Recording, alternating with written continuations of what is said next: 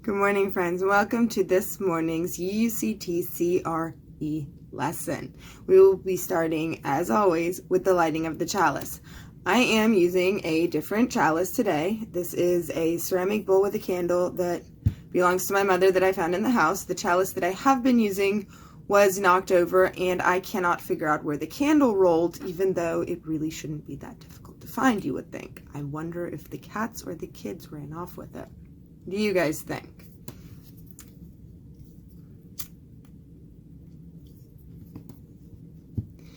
We light our chalice to honor the web of all life. We honor the sun and earth that brings life to us.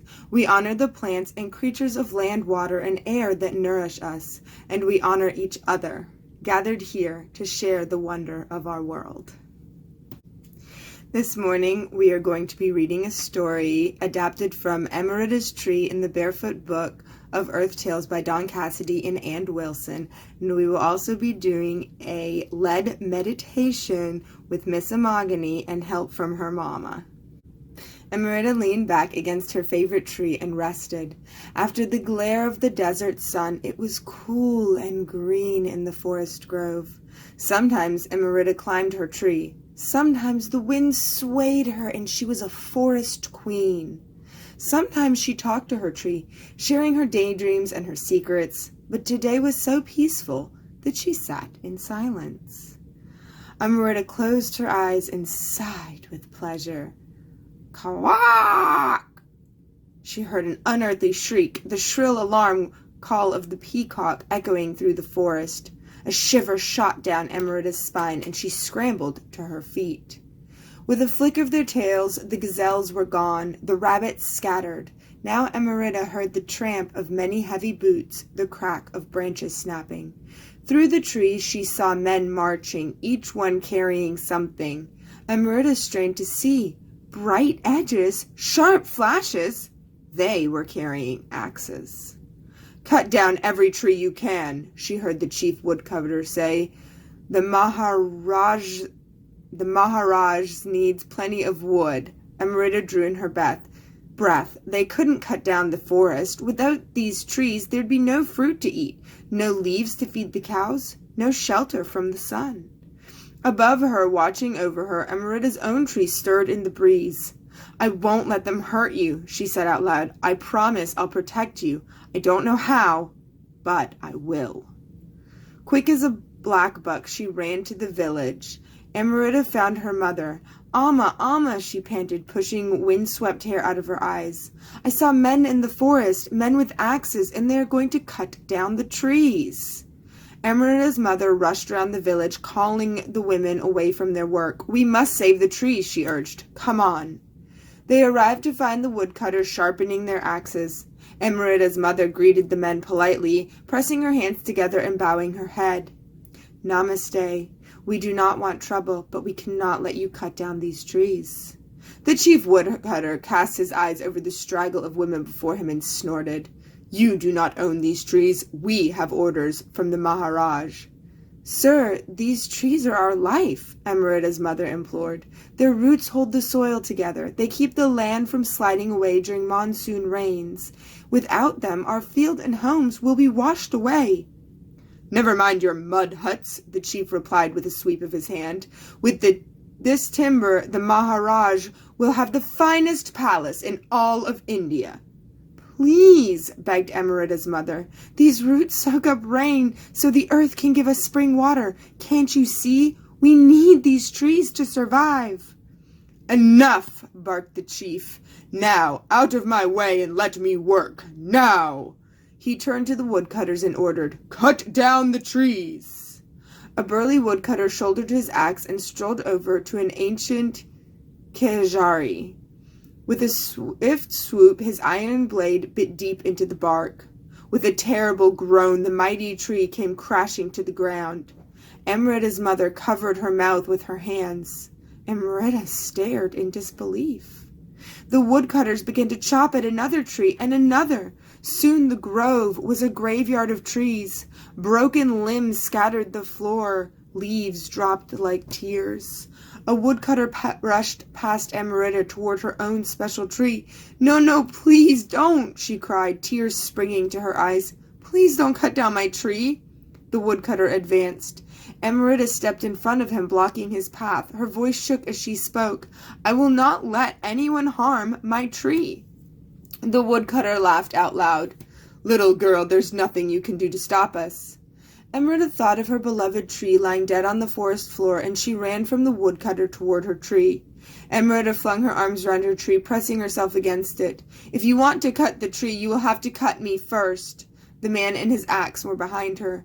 She could hear the sound of his own breathing, hard and loud and fast. The man raised his sharp blade. "Swing your axe," commanded the chief. Emerita clenched her teeth and clung on to her old friend, so that the bumpy bark was pressing into her cheek and arms.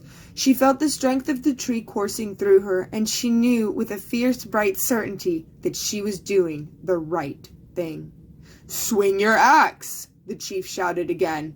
The woodcutter faltered. He looked down at the girl, this mere sapling of a girl, her eyes squeezed shut, her thin arms hugging so tight, her tear-stained cheeks pale with fright. I cannot." Emerita opened one eye, then another, to see the woodcutter's head bowed and his axe at his feet. All around her, people were hugging trees, women and children, wives and daughters, grandmothers and toddlers, all hugged the trees. Some ancient trees had trunks so broad that generations of women were joining hands to embrace them. The axes lay on the forest floor. The men huddled together and talked in low voices. Then, without a word, the laborers picked up their axes and walked out of the wood. Emerita's mother called to her. "What were you thinking of? I was so afraid." "So was I," said Emerita. Her mother sat down beside her on the forest floor and stroked her hair.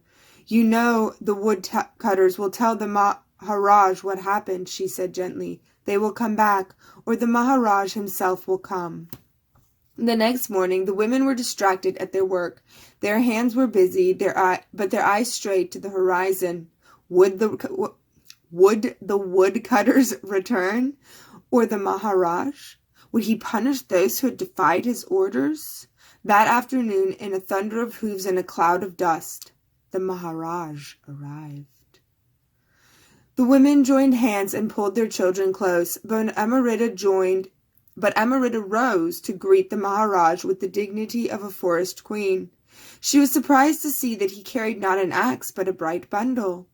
He climbed down from his horse. Emerita watched in wonder as he unwrapped the silken cloth. "I present this royal decree to you, Emerita," said the Maharaj, "and the women of your village, in honor of your courage and your wisdom. I promise, from this day on, no tree in this forest will ever be cut down." Hundreds of years later, folk songs of the people who hugged the trees still echoed through the villages of India. Emerita's courage has inspired people across the land to stand together to protect forests. Thousands of trees have been saved and 1 million more planted. And in one sacred grove, Emerita's tree still grows. Thank you for listening to the story. Now, as we go into meditation with Imagany and her mother, I want you guys to ponder some questions. How do you think Emerita felt when she saw everyone hugging trees after they saw her do it? How do you feel when you're a leader? Why do you suppose it is important for us as Unitarian Universalists to help take care of the plants and trees? Hey you guys, Imagany here. We're going to start doing a guided meditation today. I'm being helped out by my mom, who's going to be playing narrator, and I'm going to be demonstrating everything, so if you follow along with me, that'll be great. Find a space where your arms reach away from everyone else.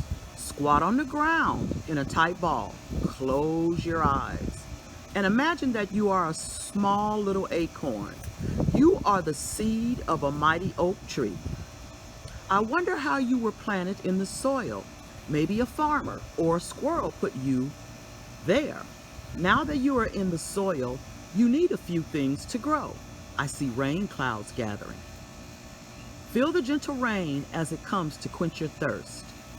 Now, your roots are deeper and anchoring into the soil. You need some sunshine to keep you growing. Turn your face up to the sun. Feel its rays warming the soil all around you. You are beginning to sprout. Slowly and gradually begin to straighten your legs. The sunlight is shining down on you, and you have lots of water and nutrients in the soil that are keeping you grow even taller. Continue to slowly stand up with your arms by your side. There's more sun, there's more rain, and now more branches are growing as you stretch your arms out one at a time. And now unfurl your leaves by opening your hands and gently wiggling your fingers. You are now a small tree sapling. As you continue to grow, raise your arms high up in the air towards the sun. Now you are a fully grown tree. In the spring, you will have flowers. In the fall, you will have nuts, acorns, and you will live a long life, providing a home for birds, food for insects, squirrels, and oxygen for people. Listen to the birds' song. Feel the squirrels licking your bark as they run up and down your strong trunk. Breathe out your oxygen for people and use the carbon dioxide the people provide for you. A storm is coming. Your branches shake and they blow in the wind. After many storms and many seasons, you are growing old. You may even lose the top of your tree. Slowly hang your head down as you begin to lose branches. Slowly bring your arms down to your sides again. What will happen when you die? Maybe you will begin to rot inside but still remain standing. If this happens, you are then called a snag. A snag offer a great place for woodpeckers to hollow out their homes. Listen to the woodpeckers drumming. Eventually, over many years, you, the snag, will fall to the ground. Lie down now as you become a log laying on the forest floor. What might happen next? If the conditions are right, if there is enough sun, rain, and soil, a new tree will grow in your place from a seed or a nut carried by the wind, or a bird or a squirrel, and the cycle begins again. Slowly open your eyes and leave the forest as you come back to our... Thank you for joining us today. Today we learned about our interdependence with trees and the many things trees give us to live and how we also need to help the trees. I hope that in the future, if you have the chance, you get to be just as brave as Emerita and save the trees.